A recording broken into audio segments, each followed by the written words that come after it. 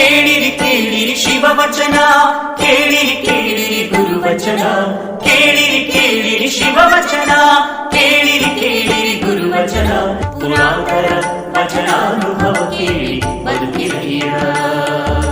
ಕೇಳಿದ ಸದ್ಭಕ್ತರೆಲ್ಲರೂ ಕೃತಾರ್ಥರಪ್ಪರು. ತನು ಕರಗಿ ಮನ ಕೊರಗಿ ಭಾವ ಬೆಚ್ಚದು. ತನು ಕರಗಿ ಮನ ಕೊರಗಿ ಭಾವ ಬೆಚ್ಚದು. ಅಹಂಕಾರ ಬಳಿದು ಶರಣರ ಅನುಭಾವವ ಕೇಳಿದಡೆ. ಅಹಂಕಾರ ಬಳಿದು ಶರಣರ ಅನುಭಾವವ ಕೇಳಿದಡೆ. ಅದೇ ಮುಕ್ತಿ ನೋಡಿರಿ, ಅದೇ ಮುಕ್ತಿ ನೋಡಿರಿ, ಅದೇ ಮುಕ್ತಿ ನೋಡಿರಿ, ಅದೇ ಮುಕ್ತಿ ನೋಡಿರಿ. ಇಂತಲ್ಲದೆ ಮನೋವ್ಯಾಕುಲರಾಗಿ ತನ್ನುಟ್ಟಿ ಕೇಳಿದಳಿ. ಇಂತಲ್ಲದೆ ಮನೋವ್ಯಾಕುಲರಾಗಿ ತನ್ನುಟ್ಟಿ ಕೇಳಿದಳಿ. ಉಪದೇಶವೆಂತು ಸಲುದಯ್ಯ ಎತ್ತಳವಡುವುದಯ್ಯ. ಉಪದೇಶವೆಂತು ಸಲುದಯ್ಯ ಎತ್ತಳವಡುವುದಯ್ಯ. ಮಹಾಲಿಂಗ ಕಲ್ಲೇಶ್ವರ, ಮಹಾಲಿಂಗ ಕಲ್ಲೇಶ್ವರ ಗುರುವಚನ ಪರಾಮುಖಂಗೆ. ಗುರುವಚನ ಪರಾಮುಖಂಗೆ. ಎಂದೆಂದು ಭವಲಿಂಗರು ನೋಡ, ಎಂದೆಂದು ಭವಲಿಂಗರು ನೋಡ, ಎಂದೆಂದು ಭವಲಿಂಗರು ನೋಡ, ಎಂದೆಂದು ಭವಲಿಂಗರು ನೋಡ, ಎಂದೆಂದು ಭವಲಿಂಗರು ನೋಡ, ಎಂದೆಂದು ಭವಲಿಂಗರು ನೋಡ.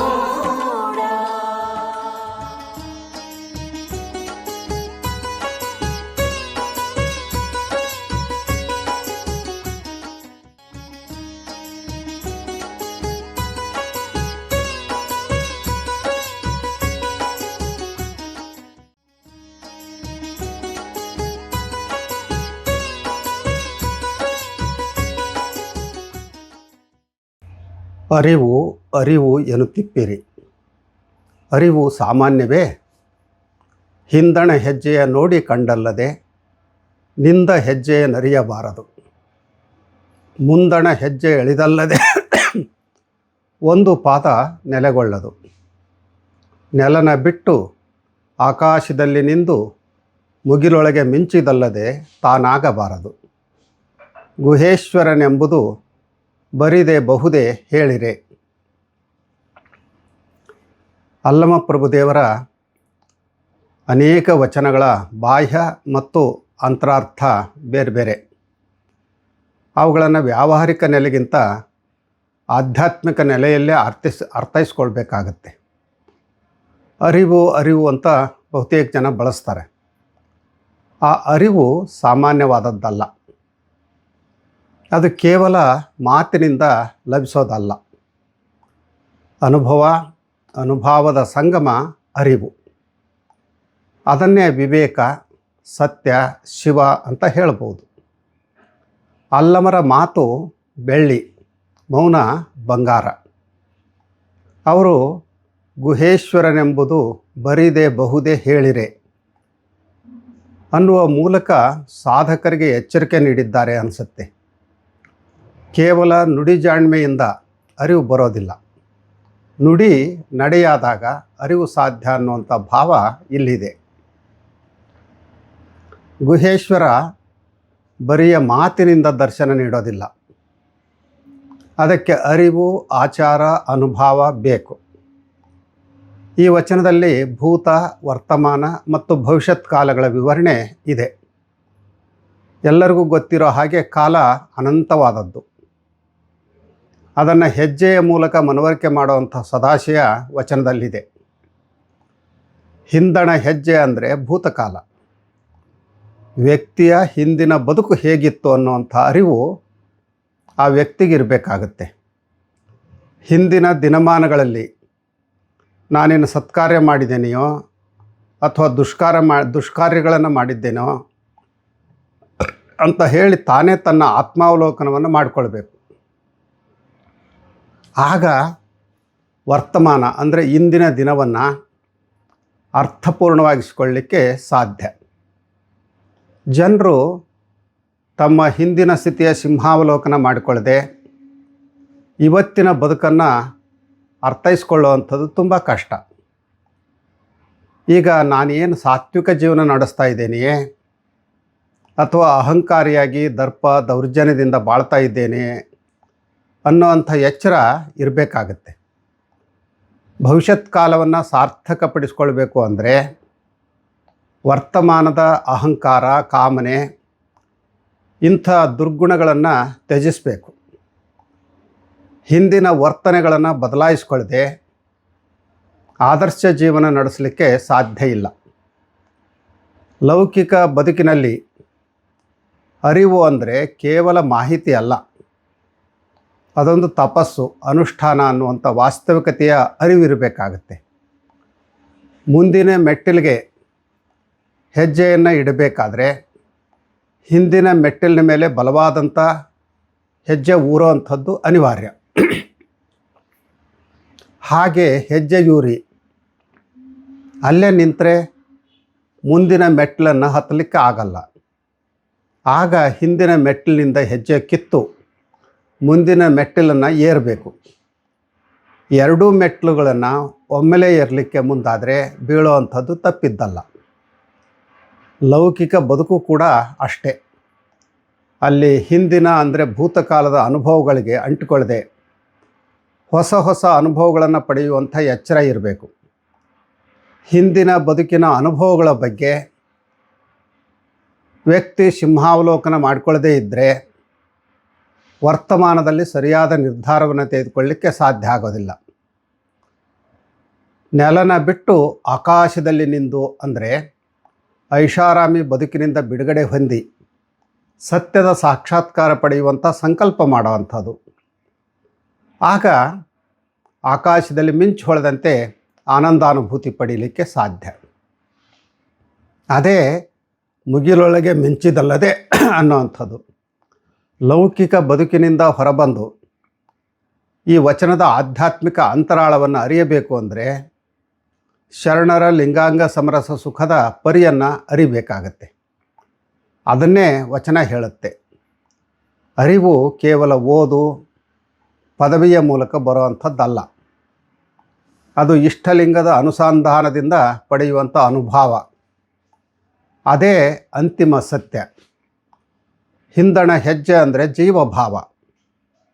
ಅದನ್ನು ಕಳೆದುಕೊಂಡು ಶಿವಭಾವವನ್ನು ಪಡೆಯುವಂಥದ್ದೇ ನಿಂದ ಹೆಜ್ಜೆ.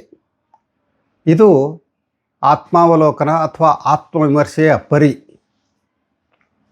ಲಿಂಗ ಪೂಜೆಯ ಮೂಲಕ ಸಾಧಕ ಸಾಧನೆಯ ಒಂದೊಂದೇ ಮೆಟ್ಟಲನ್ನು ಏರಬೇಕು. ಇಷ್ಟಲಿಂಗ ಬೇರೆ ಅಲ್ಲ, ನಾನು ಬೇರೆ ಅಲ್ಲ ಅನ್ನುವಂಥ ದ್ವಂದ್ವ ಭಾವದಿಂದ ಹೊರಬಂದು ನಾನೇ ಲಿಂಗ, ಲಿಂಗವೇ ನಾನು ಅನ್ನೋಂಥ ಅದ್ವೈತ ಭಾವನೆಯನ್ನು ತಳೆಯೋದಿದೆಯಲ್ಲ, ಅದೇ ಮುಂದಣ ಹೆಜ್ಜೆ.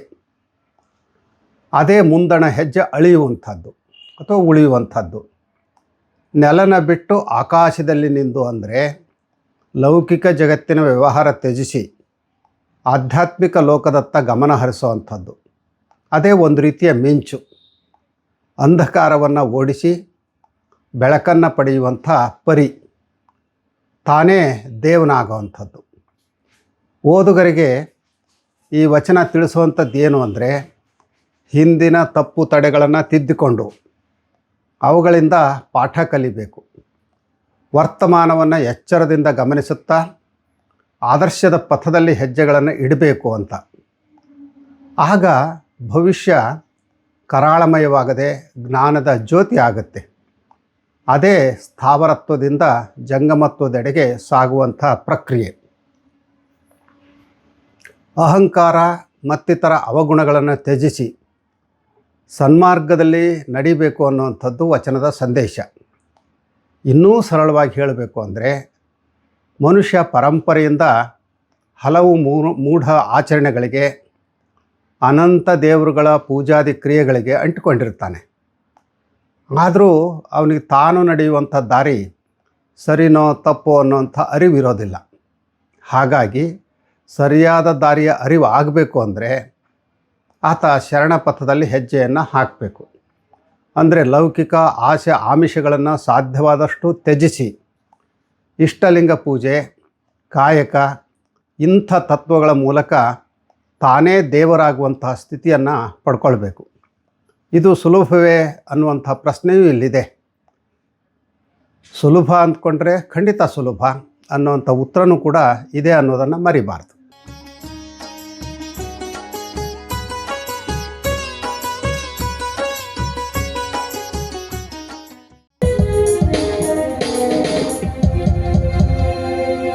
ಅರಿವು ಅರಿವು ಎನ್ನುತ್ತಿಪ್ಪಿರಿ, ಅರಿವು ಸಾಮಾನ್ಯವೇ, ಅರಿವು ಸಾಮಾನ್ಯವೇ.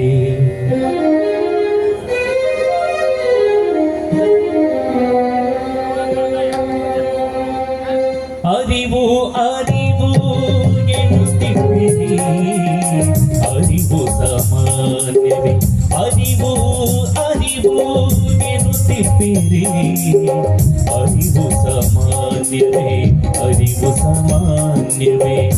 ಇಂದಣ ಹೆಜ್ಜೆಯ ನೋಡಿ ಕಣ್ಣಲ್ಲದೆ, ಇಂದಣ ಹೆಜ್ಜೆಯ ನೋಡಿ ಕಣ್ಣಲ್ಲದೆ, ನಿಂದ ಹೆಜ್ಜೆಯ ಅರಿಯಬಾರದು, ನಿಂದ ಹೆಜ್ಜೆಯ ಅರಿಯಬಾರದು. ಅರಿವು ಅರಿವು ಎನ್ನುತ್ತಿದ್ದೀರಿ, ಅರಿವು ಸಾಮಾನ್ಯವೇ, ಅರಿವು ಸಾಮಾನ್ಯವೇ.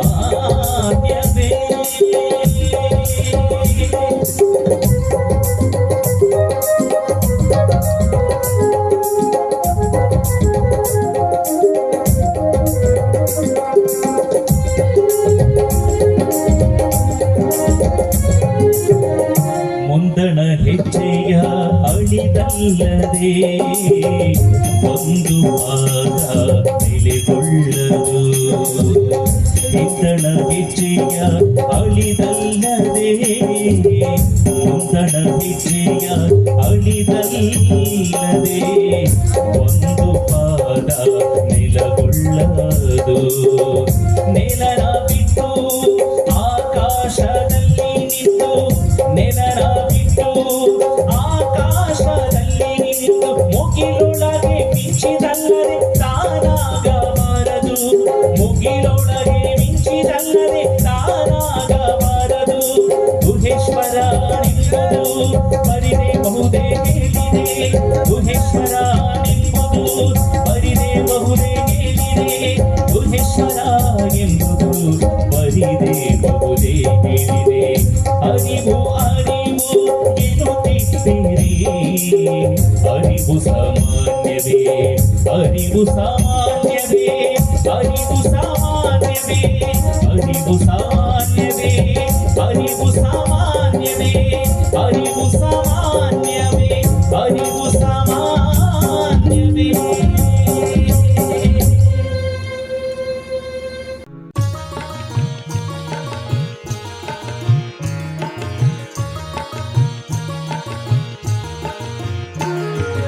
ಕೇಳಬನ್ನಿ ಕೇಳಬನ್ನಿ ವಚನ ಸಂದೇಶ, ಕೇಳಬನ್ನಿ ಕೇಳಬನ್ನಿ ವಚನ ಸಂದೇಶ.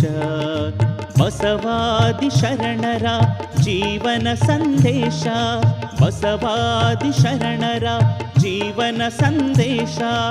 ನಮ್ಮೆಲ್ಲರ ಬದುಕಿಗೆ ಬೆಳಕ ನೀವ ಸಂದೇಶ, ನಮ್ಮೆಲ್ಲರ ಬದುಕಿಗೆ ಬೆಳಕ ನೀವ ಸಂದೇಶ. ಅನುಭಾವಿಗಳ ಅನುಭಾವದ ಸಂದೇಶ, ಅನುಭಾವಿಗಳ ಅನುಭಾವದ ಸಂದೇಶ, ಅನುಭಾವಿಗಳ ಅನುಭಾವದ ಸಂದೇಶ, ಅನುಭಾವಿಗಳ ಅನುಭಾವದ ಸಂದೇಶ.